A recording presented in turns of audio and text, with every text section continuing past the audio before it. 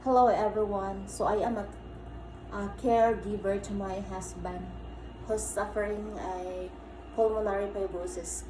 By the way, this kind of disease block their appetite.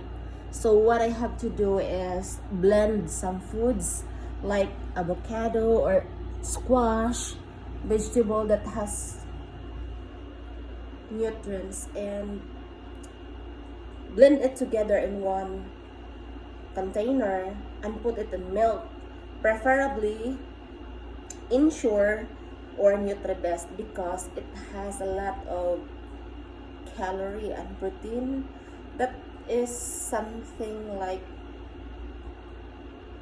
for them to gain a little bit of weight.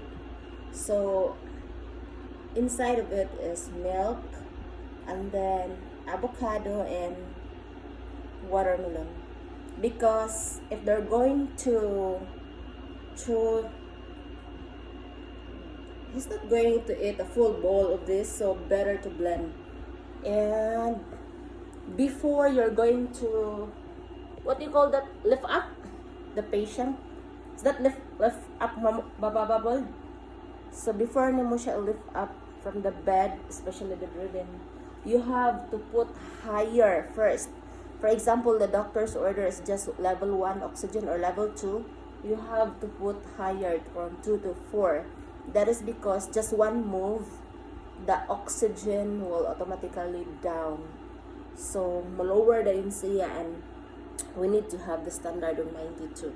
In our case, that is per pulmonologist.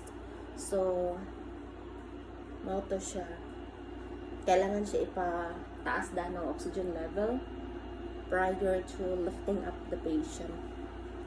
Kaya aron makagain siya og too much oxygen before it goes down.